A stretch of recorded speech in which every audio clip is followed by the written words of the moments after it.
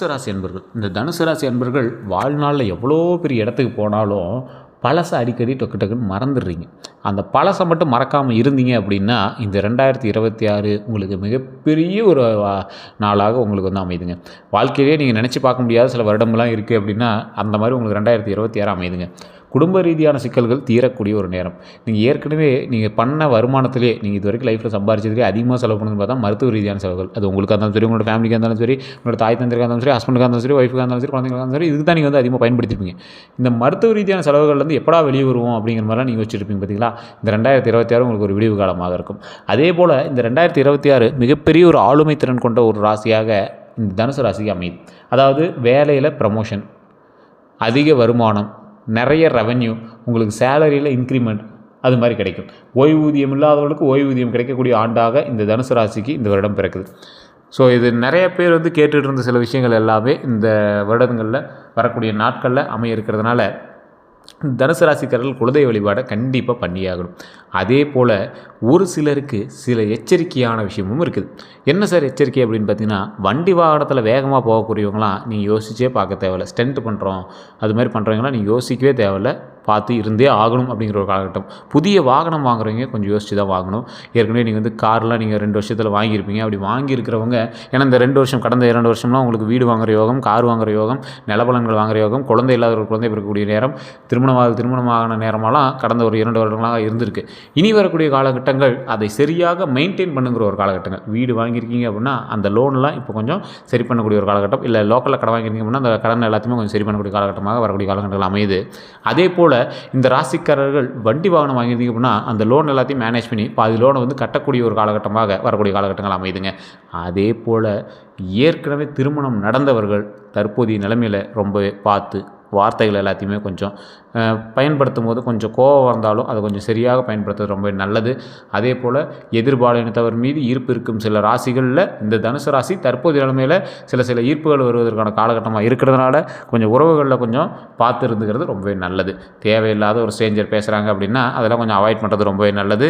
உங்களுடைய குணங்கள் நல்ல குணங்களாக இருந்தாலும் இப்போ இருக்கக்கூடிய கட்டங்களினுடைய அசைவின் பேரில் உங்களது பெயர்களை கெட்ட பெயராக மாற்றுவதற்கான காலகட்டம் கொஞ்சம் அதிகமாக இருக்கிறதுனால நீங்கள் எச்சரிக்கையாகவும் நிதானமாகவும் செயல்பட்டீங்க அப்படின்னா மிகப்பெரிய ஒரு நல்ல விஷயத்தில் நீங்கள் வந்து அச்சீவ் பண்ணலாம். அதாவது நல்ல வாழ்க்கை போயிட்டுருக்கு, அதை வந்து கெடுத்துக்கக்கூடாது அப்படிங்கிறதுல இந்த 2026 உங்களுக்கு முதன்மையாக அமையும்.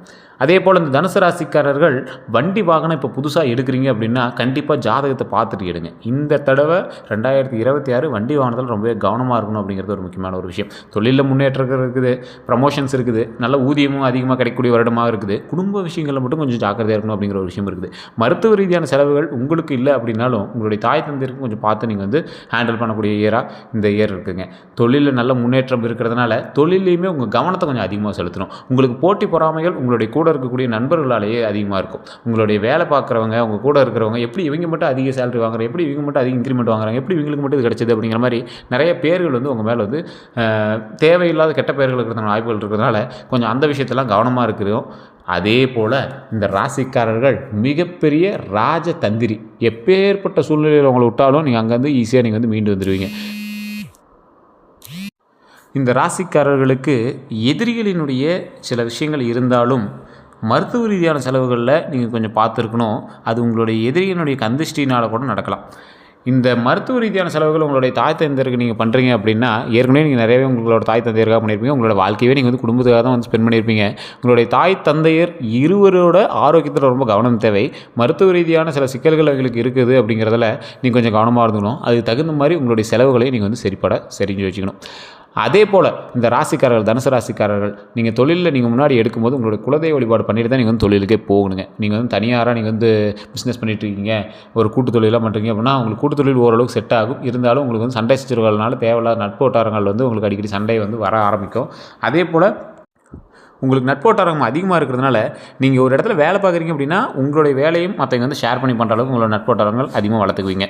இந்த ராசிக்காரர்களுடைய மிகப்பெரிய உச்சம் இருக்கிறதுல ஹை பீக் அப்படின்னா என்ன தெரியுமா? நீங்கள் எவ்வளோ பெரிய கிரிட்டிக்கலான சூழ்நிலையில் உங்களை விட்டாலும் அந்த இடத்துல நீங்கள் வந்து தப்பிச்சு வந்துடுவீங்க. எவ்வளோ பெரிய லாஸாக இருந்தாலும் அது வந்து லாபமாக மாற்றுவீங்க. அது உங்களோட நேரமோ உங்களோட திறமையோ எதுவும் ஒன்று கிடையாது.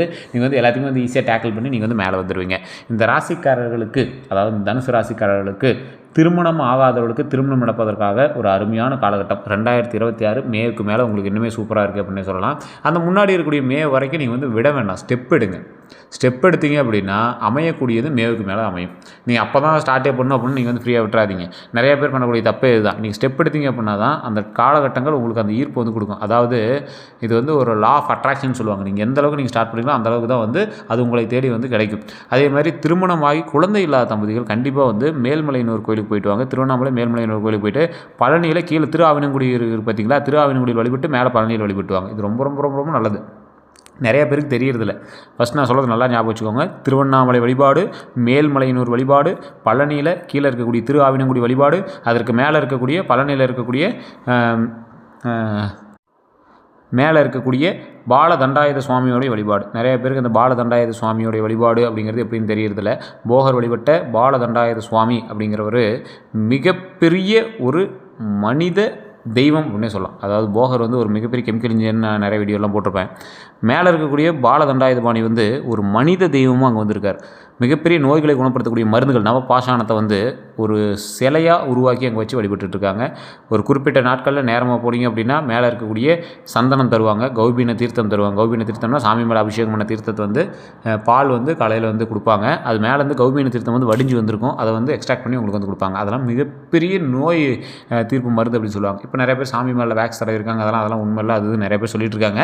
இருந்தாலும் அந்த நம்பிக்கையின் பேரில் நீங்கள் வந்து கண்டிப்பாக ட்ரை பண்ணி பாருங்கள். சாமி மேலே பட்ட விபூதி, சந்தனம், கௌபீன தீர்த்தம், பால் அபிஷேகம் பண்ணது எல்லாமே கொடுப்பாங்க. அதெல்லாம் வந்து உடலில் இருக்கக்கூடிய எல்லா நோய்களையும் தீர்க்கக்கூடிய ஒரு அற்புதமான ஒரு விஷயமா இருக்குங்க. அதே போல் இந்த ராசிக்காரர்கள் திருமணமாகி சண்டை சச்சரவோடு இருக்கீங்க அப்படின்னா கண்டிப்பாக நீங்கள் போயிட்டு வர வேண்டிய ஒரு முக்கியமான ஸ்தலம் திருச்செங்கோடு அர்த்தநாரீஸ்வரர். திருச்செங்கோடு அர்த்தநாரீஸ்வரர் கோயிலுக்கு போயிட்டு வந்தீங்க அப்படின்னா திருமணமாகி சண்டை சச்சரவோடு இருக்கக்கூடிய அத்தனை நபர்களுக்கும் திருமணம் கைகூடி வர்றது எப்படியோ அதே மாதிரி திருமணம் நடக்காதவங்களுக்கு திருமணம் நடக்கும். திருமணம் நடந்து இங்கே வந்து சண்டை சச்சரவோடு எல்லாத்துக்குமே அது சரியாகி ஒரு இணைந்த தம்பதியினராக, சந்தோஷமான மகிழ்ச்சியான தம்பதியினராக அங்கே வந்து வலம் வருவாங்க. அதுதான் வந்து அந்த கோயிலோட ஸ்பெஷாலிட்டி. திருச்செங்கோடு கோயிலுக்கு நீங்கள் போயிட்டு வாங்க.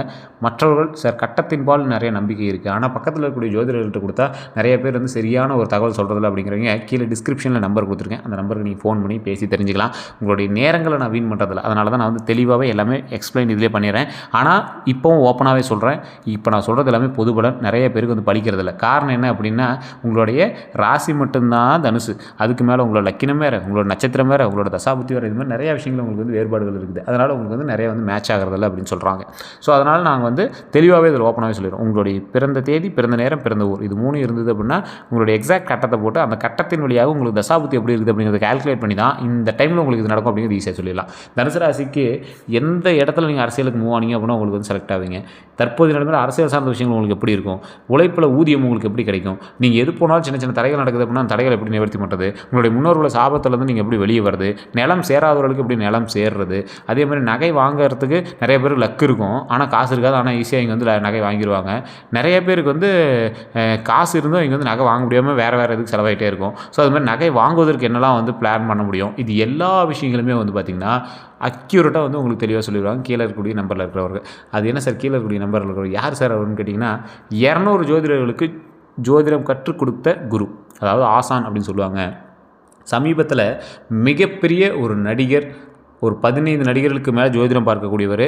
அது மட்டும் இல்லாமல் மிகப்பெரிய ஒரு புள்ளியாக இன்றைக்கும் சமீபத்தில் மிகப்பெரிய ஒரு அரசியல் புள்ளியாக வளம் வந்துட்டு இருக்கக்கூடிய ஒருவருக்கு ஜோதிடம் பார்க்குறார். கிட்டத்தட்ட அரசியல் சார்ந்த அத்தனை பேருக்கும் இப்போ வந்து பிரபலமான ஒரு ஜோதிடராக வந்திருக்காரு. அவரோட நம்பர் கீழே கொடுத்துருக்கோம். உங்களுக்கு வேணும் அப்படின்னா ஜஸ்ட் கால் பண்ணி கேட்டு தெரிஞ்சுக்கோங்க. இது மட்டும் இல்லை, நிறைய பேர் வந்து பிஸியாக இருக்குது சார்னு சொல்லிட்டு இருக்கு. கொஞ்சம் வெயிட் பண்ணி பேசினீங்க அப்படின்னா அவர்கிட்ட ஈஸியாக கான்டாக்ட் பண்ணி பேசிக்கலாம். இந்த ராசிக்காரர்களுக்கு இன்னொரு ப்ளஸ் பாயிண்ட்டும் ஒன்று சொல்லிடுறேன். இந்த ராசிக்காரர்கள் தயவு செய்து ஒரு 10 பேருக்காவது அன்னதானம் பண்ணுங்கள். அது ரொம்ப ரொம்ப நல்லதாக மாறும்.